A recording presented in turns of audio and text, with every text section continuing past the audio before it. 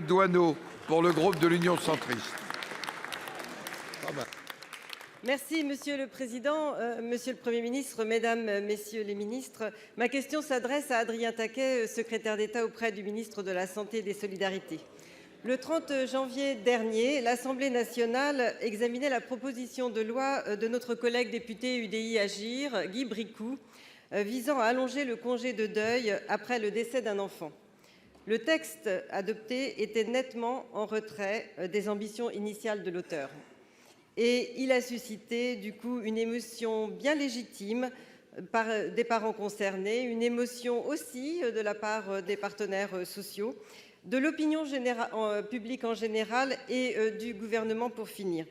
En tant que rapporteur de ce texte et en accord avec les ministres que j'ai pu rencontrer depuis, Muriel Pénicaud et justement Adrien Taquet, je souhaite que nous puissions travailler ensemble et aller plus loin dans l'accompagnement des familles endeuillées. Techniquement, pour éviter les fourches codines de l'article 40 de la Constitution, le gouvernement doit s'engager sur un certain nombre de points. Êtes-vous prêt à prévoir une prise en charge par la solidarité nationale de tout ou partie de ce congé qui aujourd'hui serait de 15 jours, d'étendre à 25 ans la limite d'âge, à garantir le même droit pour les indépendants et les fonctionnaires? Êtes-vous prêt à mettre en place une aide financière universelle pour les obsèques et de quel montant? Êtes-vous favorable au maintien des prestations familiales 3 mois après le décès des enfants? Ces points sont extrêmement importants et particulièrement attendus par les familles et par les associations de soutien. Bien sûr, au-delà de ces aspects financiers, nous le savons les uns et les autres, l'accompagnement social, administratif et médico-psychologique est tout aussi important pour les familles touchées par un tel drame. Pour vous répondre, la parole est à Adrien Taquet, secrétaire d'État auprès du ministre des Solidarités et de la Santé. Monsieur le ministre, vous avez la parole. Pas encore votre collègue, Monsieur le Président, merci. Mesdames et Messieurs les sénateurs, Madame la sénatrice Douaneau, question du congé de deuil, permettez-moi de parler peut-être de répit de deuil plutôt que de congé de deuil, a effectivement fait l'objet d'un certain nombre de débats et de concertations ces dernières semaines, concertations que nous avons menées avec Muriel Pénicaud, avec des parlementaires, dont Guy Bricout, que vous avez cité, concertation auprès à la fois des associations qui accompagnent ces familles depuis de nombreuses années, mais aussi des partenaires sociaux. Alors que nous disent ces familles?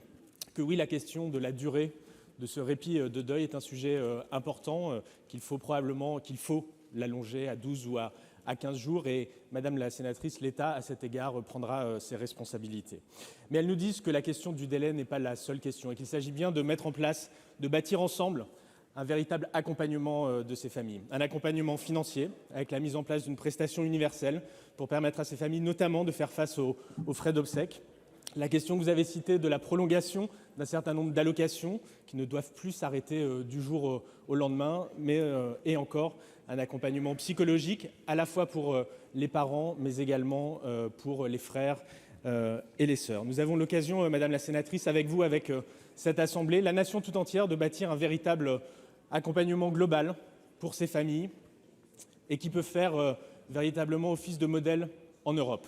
Mais vous savez, Madame la sénatrice, cette question nous renvoie à une question bien plus large encore, qui est la question de l'accompagnement des familles françaises quand la grossesse, l'accouchement se passe mal.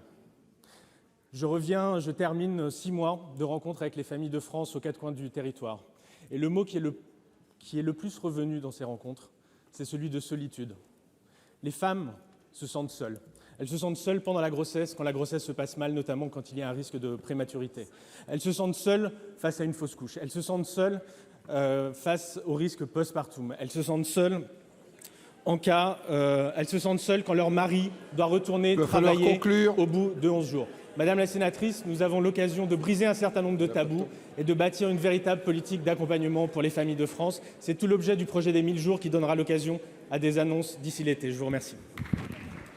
La parole est à notre collègue Jean-Marc Boyer pour le groupe Les Républicains. Vous avez la parole.